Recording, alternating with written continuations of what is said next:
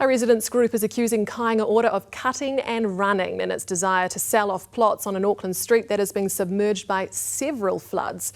It's listed 2 sites in Sandringham and is selling a third to a developer, despite devastating floods which stopped its own plans to build multiple homes. Neighbours hoped and expected the 3 sites would remain untouched because of their history, against the backdrop of big intensification proposals in neighbouring streets. Adam Hollingworth reports. Parish Road in Sandringham is on a floodplain. The Auckland anniversary floods of 2023 led to the compulsory acquisition of 2 properties and the clearing of 2 other sites. Now Kainga Ora has decided to sell 3 plots it owns. One has space for 8 homes, another for 9. Neighbours want to know why. And this is a blocked plug hole in Auckland's system. The water has to soak away from here. There's no drainage. There's no significant infrastructure to take storm water away. So yeah, people were swimming. People were above their head right where we're standing here and had to swim out onto Sandringham Road to get rescued. Flashback to March 2022. This is the worst it's been here. We've been here about 20 years. Full disclosure, I live in neighbouring Camborne Road. That's my front yard where I reported from. But I discovered further down the floodplain, Parish Road fared worse. House after house marooned. Mandeep Singh has just shipped his wife and 8-month-old son to safety, at least temporarily. We are out of house. We don't have any accommodation right now. But then came the Auckland anniversary floods of 2023. Holy shit! What road is that? Oh my God! The tractors are drowning, and this is where they're going to build another 20 houses? This flood viewer spells out the risk. Discussions with Healthy Waters look to be making progress. Till last month, Kainga Ora sent letters to local residents telling them it was pulling out. So look, they're cutting and running. Philip Bradley says there's been no consultation and claims Kainga Ora's selling out in a hurry. I think the government's made a decision to try and rationalise the portfolio of what they're holding, and they're just trying to get rid of it and put it into the hands of private developers. 2 of the 3 sites went on Bailey's website last week.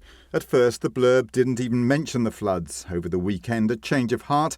Another paragraph's been added to say that they're subject to overland flow paths, are flood-prone and on a floodplain. There's a degree of horror there. There's a bit of trauma in the street. This against the backdrop of the debate on Auckland's intensification. The street edges onto an area zoned for high-rise development around Kingsland Station. Oh look, there's no NIMBYism here. I mean, I support the intensification of Auckland, always have, but you've got to have the infrastructure to support it, and we just do not have the infrastructure here. By contrast, Philip Bradley says tougher new planning guidelines would make further development improbable. This land should be turned into a park, or at the very least, it should go back to single-dwelling houses. In a statement this afternoon, Bailey said it was updating its sale method from deadline tender to by negotiation, potentially giving interested parties more time to assess the upcoming planning changes. Albert Eden Puketapapa councillor Julie Ferry says it feels like Kainga Ora's quietly abandoning the Auckland Isthmus as a whole. We've had Kainga Ora recognise that this is not an appropriate place for them to develop these sites. Why then are they now looking to sell that land so that others can develop it? Kainga Ora has released a statement about the 2 homes it's selling on the open market, saying while it doesn't make commercial sense for us to build social housing on the sites, there may be potential for others to redevelop the sites subject to planning approval. Our estate agents are aware that this area has flooded in the past, and they're encouraging potential buyers to do their own due diligence. Kainga Ora says it's considering selling a small number of Auckland properties that may be affected by future severe weather events and no longer suitable for long-term social housing use. And with the right mitigation measures, most can continue to be used for social housing. There's a degree of anger, but there's also an immense degree of disappointment.